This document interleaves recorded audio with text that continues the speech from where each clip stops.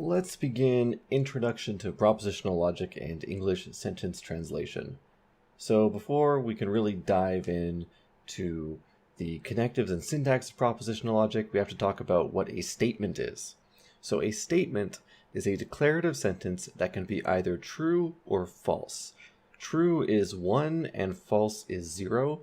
This ties very closely to Boolean logic. In philosophy courses, you may see something like T's and F's instead of 1s and 0s. I'll be defining T and F a little bit differently later, but for now just keep true as 1 and false as 0 in mind. So some examples of statements would be something like milk is white, and this can be true or false. For the most part, it is true, but you know chocolate milk is brown, so that might not be white. Second example, the cardinality of the empty set is equal to 0. That is also true, so that is a statement. It can be true or false. And finally, humans are just fish with legs. Well, that's not true. We are not fish with legs. We're much more than that, so that's false. But the point isn't whether or not these statements are true or false, but rather that they are statements, which means that in propositional logic, we can express them. We cannot express things like questions. So for instance, questions cannot be true or false. Will you go to the store for me? True. Doesn't make any sense. The other things we can't call statements would be imperatives. So imperatives are not statements. What is an imperative? An imperative is a command, like kick me or kick him. Those can't be true or false. So when we talk about propositional logic, we're dealing with statements which are true or false. So the syntax of propositional logic. Well, I use the word propositions here. Propositions and statements are very closely related. A statement is usually a very specific instance, while a proposition just captures the general idea of a statement.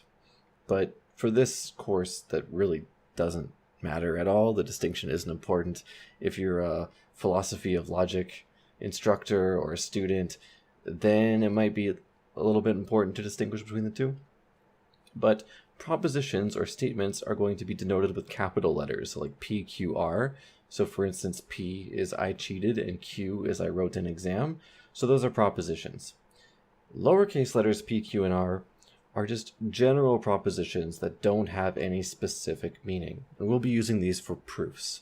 So capital letters will have English translations, while lowercase letters will not. Now, with all of these different propositions, we can use connectives to change their meaning or combine their meanings together.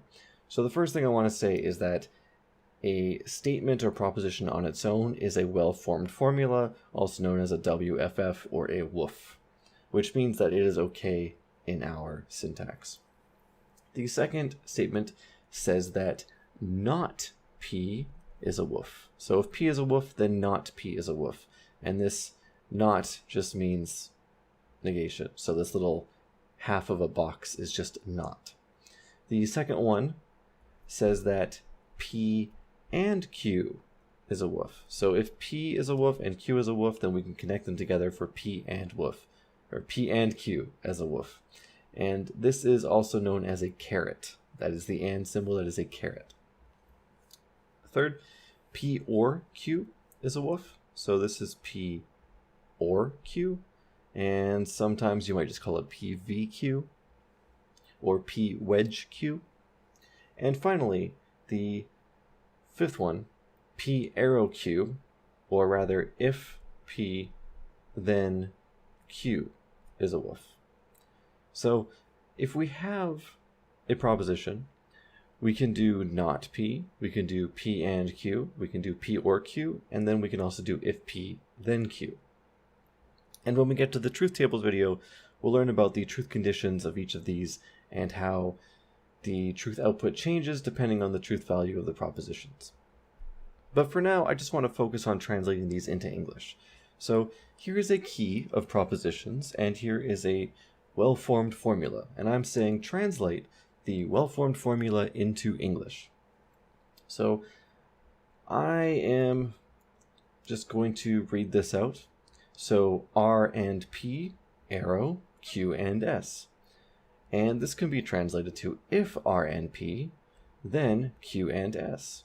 So how can we translate this into English? Well, let's do the arrow in a color. So we have if a bunch of stuff, then some more stuff. And let's do the first bit first. So this is and with the conjunction. So what is R? Well, R is if I write an exam, and then we have our connective and now we have P. So what is P? Well, P is I cheat. So if I write an exam and I cheat, then with the arrow, Q, so I will get caught. Then this and, which I'll just rewrite in orange, is also and. Then what is S? S is I will fail. So this well-formed formula, given the key above, translates into if I write an exam and I cheat, then I will get caught and I will fail. And we can kind of see the groupings here. So we can see that R and P are a group together, and Q and S is a group together. So if R and P, then Q and S. And all I did was translate this well-formed formula into English given the keys above. Of course, if I changed what the keys meant, then of course the sentence would change as well. In fact, it's not important that our sentence makes any sense at all. So these keys just happen to make a sentence that made sense, but it doesn't have to make sense. So keep that in mind when doing some of the problems on your own, because it's not always the case that what you translate is going to make much sense at all. Now that we've done a well-formed formula into English, let's do English into a well-formed formula. So I have this sentence here. If James does not die, then Mary will not get any money, and James' family will be happy. So the first thing I kind of want to do is look at all the connectives. So the first thing I see here is an if-then statement. So I'm going to rewrite this if and then in light blue, which means at some point we're going to need an arrow. If James does not die, oh, I see a not in here, so let me put that in red. Then Mary will not get any money. I see another not there. That is another connective. And, oh, there's an and, so let's do and in orange. James' family will be happy. So what I see here is I see an if-then statement with James does die with a not in there. So we're going to have not something. Then Mary will not get any money, so there's a not there, and then there's something else. So it looks like our translation is going to take this form. Now we just have to define our keys.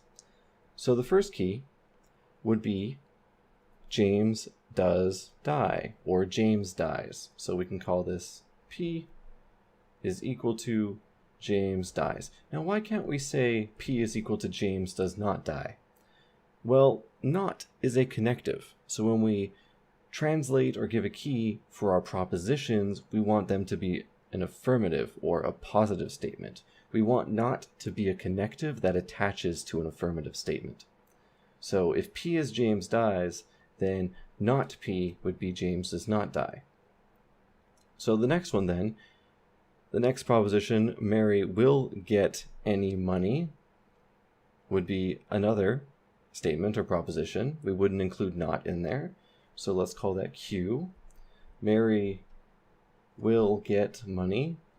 And I know it says will get any money, but the way that not works in English is we kind of need, or it's attached to not. If we say Mary will get any money, that sounds weird in English, so we just kind of allied it. So Mary will get money, so it'll be not Q, and finally, James' family will be happy. So we can call this R, define this as James' family will be happy, and then finally we can stick this into our last slot, R. So if not P, then not Q and R. And when we just have one statement on its own, we can just remove the brackets. So this says, if it is not the case that James dies, or if James does not die, then it is not the case that Mary will get money, and James' family will be happy. So hopefully with these examples, you kind of see how to take an English sentence and translate it back into a well-formed formula, and vice versa. Of course, once you translate it into your formula, you should translate it back and just make sure that it says exactly what you want it to say. Of course, highlighting all the connectives in a sentence as well is very important and can help you out. And of course, remember to always make sure that your statements are in the affirmative and then extract not afterwards. All right, hopefully this helps. In the next video, we're going to take a look at truth tables and take a look at these connectives in a little bit more detail. So of course, it's very difficult to learn all the connectives straight away. So take some time, go through the video again, make up your own examples and try to translate them and just get a grasp of these connectives. When you get to truth tables, things make a little bit more sense.